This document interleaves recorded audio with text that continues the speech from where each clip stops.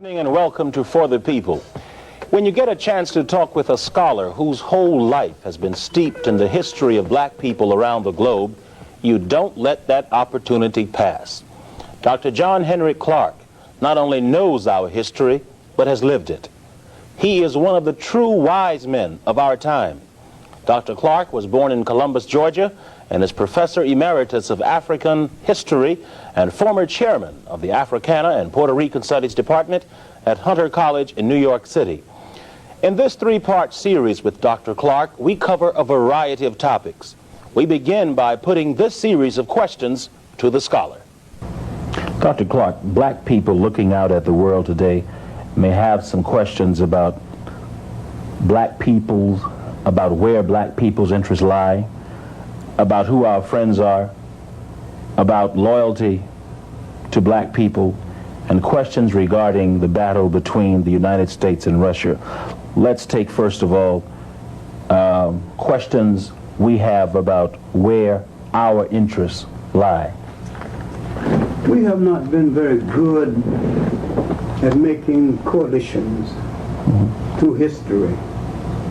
And we have not been very good at understanding the nature of our interests because we have been under the domination of different forces. And when these different forces are at odds with each other, we choose to take sides, assuming that our interests must be on one or the other side, not knowing that sometimes our interests may not be on either side, although physically we might be on both sides or one of the other side, and we have to deal with the reality of being on physically one of the other side without knowing that there is no great concern for us and our welfare on either side. Now, in the great battle of the superpowers between Russia and the United States, there's no great concern for us. But in the United States, there must be concern for our presence because there's so many of us in the United States. So Russia is concerned about what we will do because 30 million people and what they will do would concern both of them. But the loyalty and the commitment of either one to us is not a great concern to either one of them. Our first concern is politically to ourselves.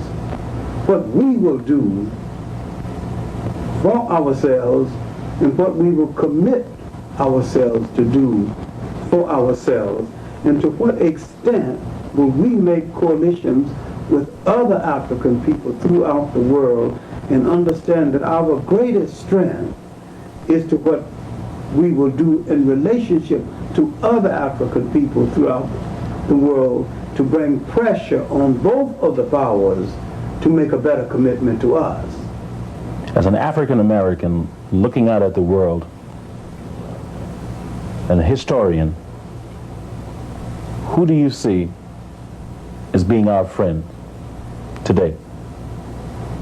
Potentially, I see a possibility of some of the people in the third world being our friend, but I do not depend on that very much. I think the people of the so-called third world will vacillate and turn to one of those two superpowers, depending on which one makes them the better deal, even if they have to do it at our expense. I see our greatest potential friend being ourselves once we get ourselves together and realize that throughout the world we might number close to 1 billion people. And with that many people, we may not need outside friends as much as we think we do. What did you say about the mirror? My analogy in that case is that maybe if we're looking for friends, we should find a mirror. And don't move from that mirror until we find a friend, because the person that's staring back at us might be the best friend we're ever going to have. And once we make a friend out of ourselves, maybe we will be politically and culturally and commercially on our way. Some time ago, Japanese Prime Minister Nakasone made a disparaging remark about black intelligence. If you could give him a brief lesson on black intelligence, what would you tell him?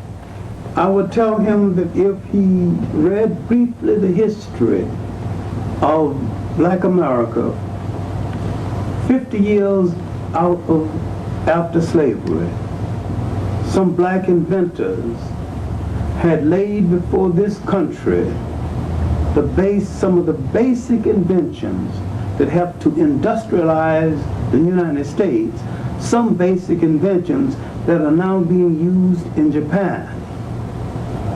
And case in point, lubrication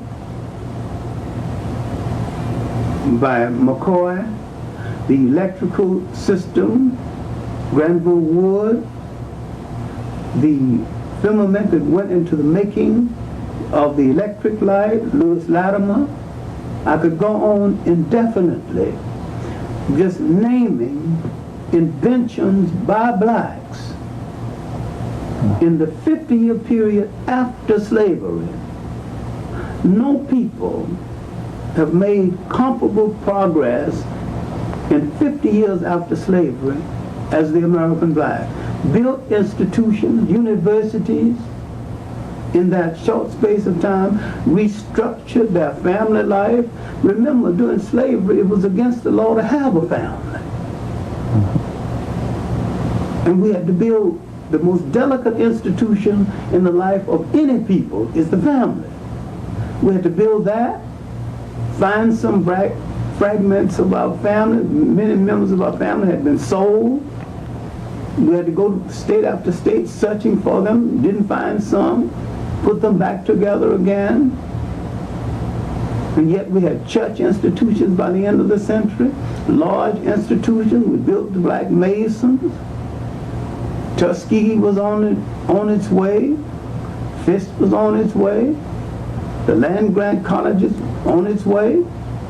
All of this within a 50 years radius after slavery, plus the fact that blacks had invented some of the basic skills, some of the basic inventions that helped to industrialize America.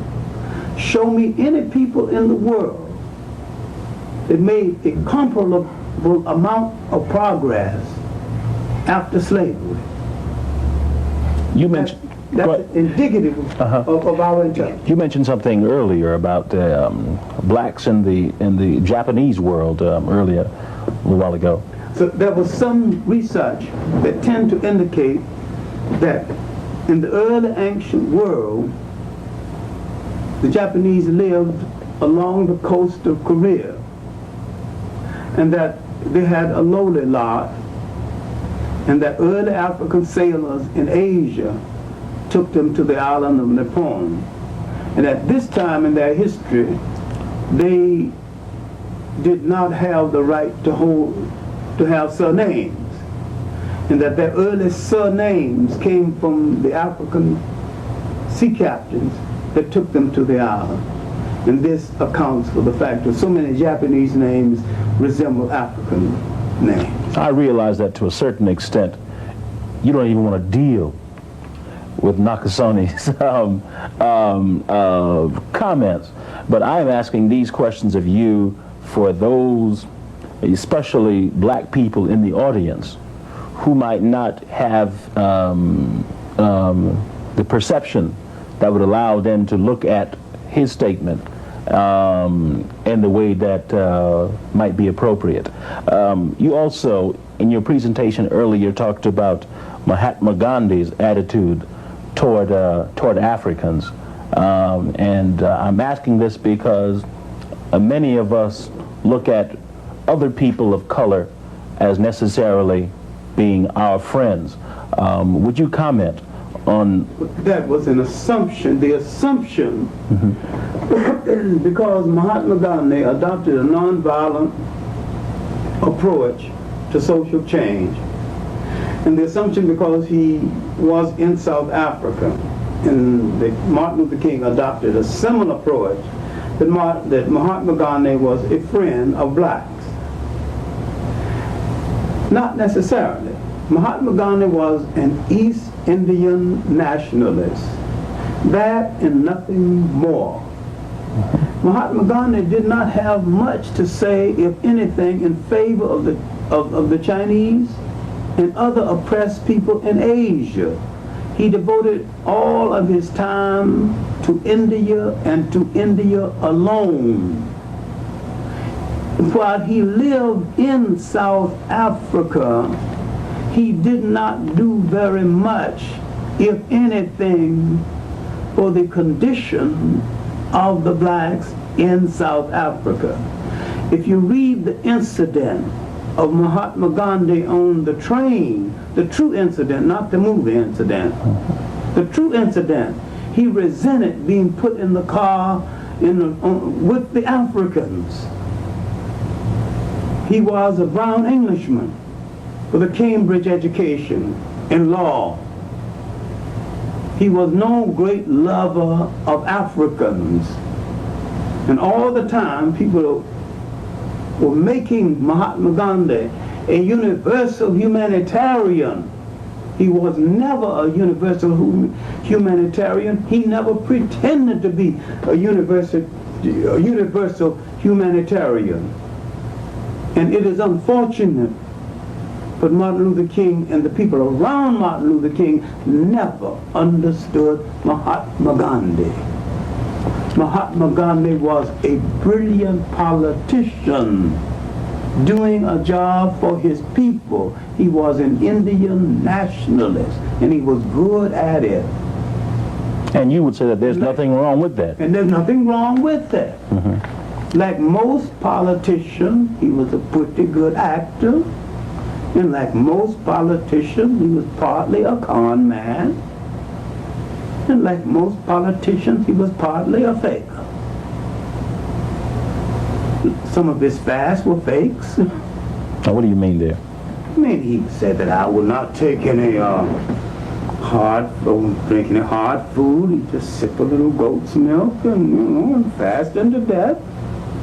If you know goat and know goat's milk, you can sip goat's milk and live indefinitely. You never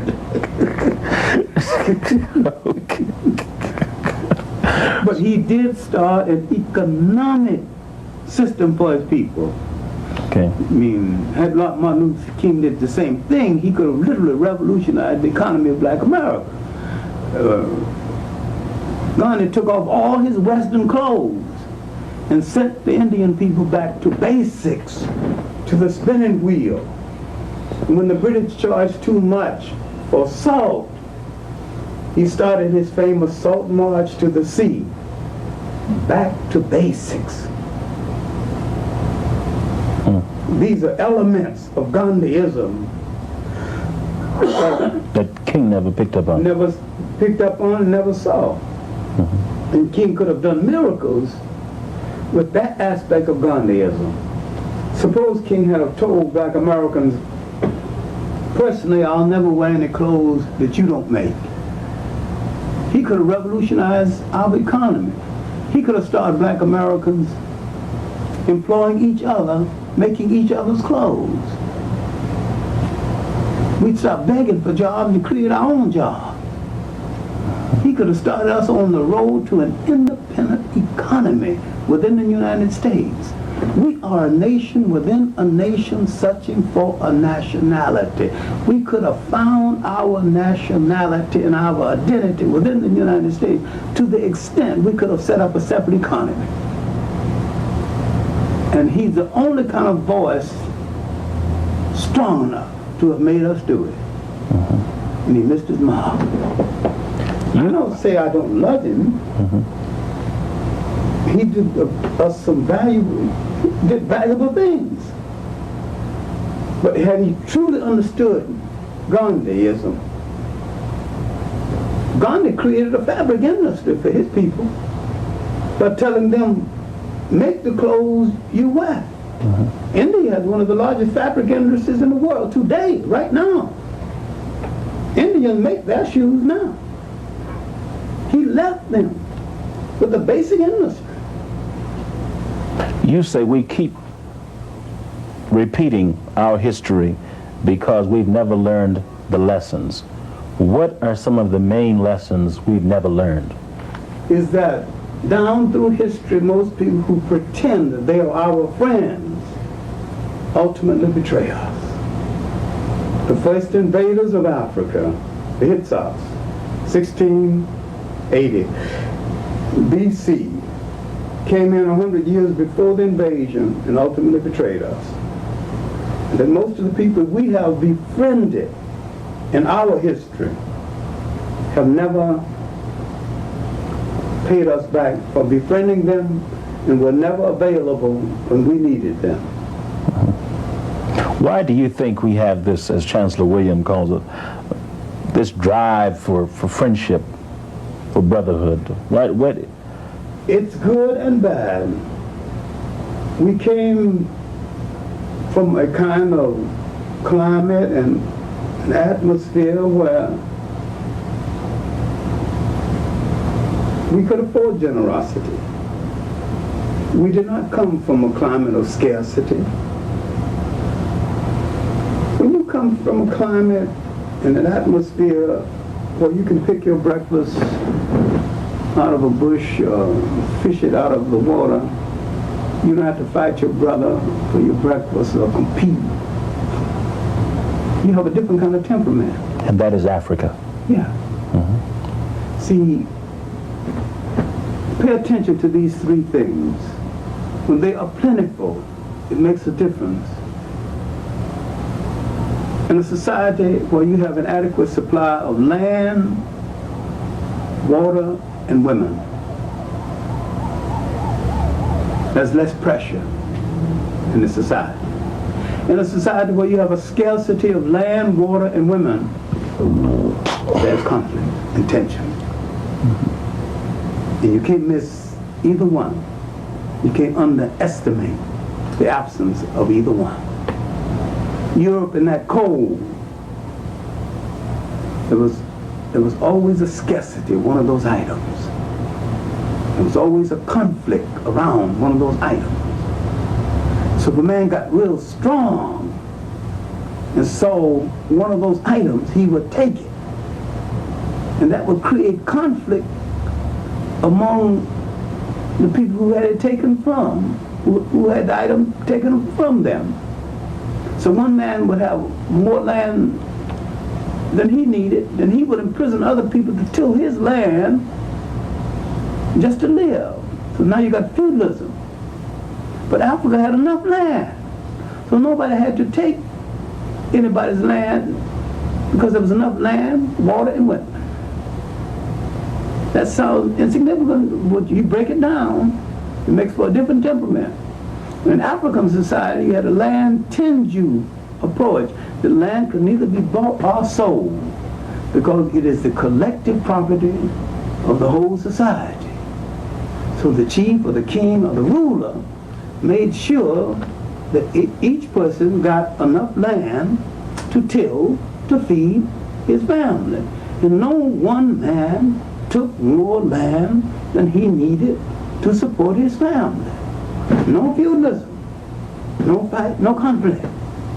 So we got that, you get that settled. Once you get settled, the concept of enough land to feed your family, and what you gonna fight over? You got your woman, you got your land, you got your water. You got those things that sustain life. You got security built in your society that protects you with those societies. The Europeans didn't have those things. So he's got conflict. And the ice had just melted from the glacier age. And he just came out of the cave. That's the only place he could find warmth. And he's been living so close together in order to keep warm. He not, see, sister, brother, mother, he hasn't established kinship systems like the African. What do you mean? Well, you living so close together, you might end up cohabiting with sister, brother, or mother. You haven't established taboos, what not to do, as clearly as the African. The first people to establish. You mentioned a disease among the Europeans. What was that? There was the bleeders disease homophilia among the European royalty because they married so close together, the bloodlines got thin. And the blood wouldn't coagulate in order to keep them, a slight cut would cause excessive bleeding. Okay. Principally because like you marry your cousin, then you marry your sister, you know. There's not enough mixture of new blood to cause enough health in your blood for it to have enough consistency. I mean, it's a well-known disease. Okay. But it never appeared in Africa at all. And yet Africans married their sisters in some royal families. But they never cohabited with their sisters. In fact, the Romans and the Greeks never understood, but the Romans and the Greeks never understood the Africans anyway. I think the Romans and the Greeks were highly overrated. But I think the Greeks were partially smart after they had borrowed quite a bit from the Africans. I really don't think the Romans were smart at all. I think they were fine soldiers. Okay. Wouldn't find much else. You say the European cannot afford to be democratic, cannot afford to be Christian. Explain. In the 15th and the 16th century, when the European came out of the lethargy of the Middle Ages, created the slave trade and the colonial system that was to follow, his method was totally undemocratic and totally unchristian. His rationale was unchristian and undemocratic. He gained control over most of the world. He not only colonized most of the world, he colonized information about the world. He said some principal things about the world that was not true. In other words, he lied. And he said some things about people's history that was not true. In other words, he told a lie. He stole people from a continent into the millions. And otherwise, he violated one of the commandments. That if he was Christian, he would return those people and make amends. And if he did that, he would wreck his economy.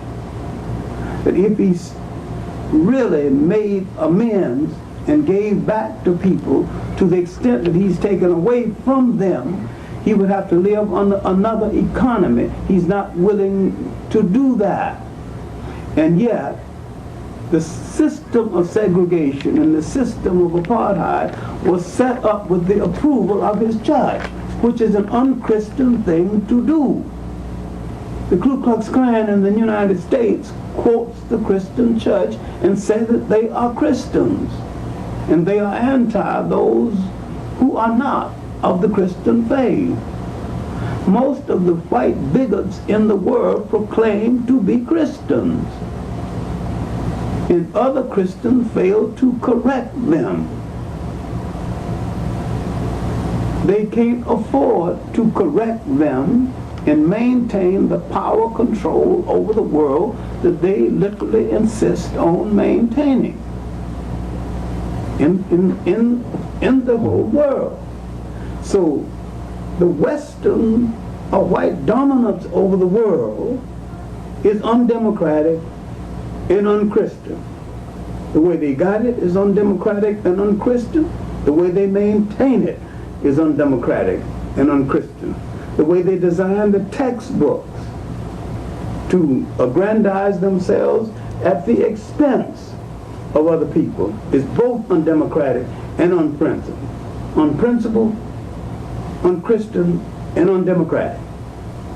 You now have a good number of black people who patronize white national ministers, if you will.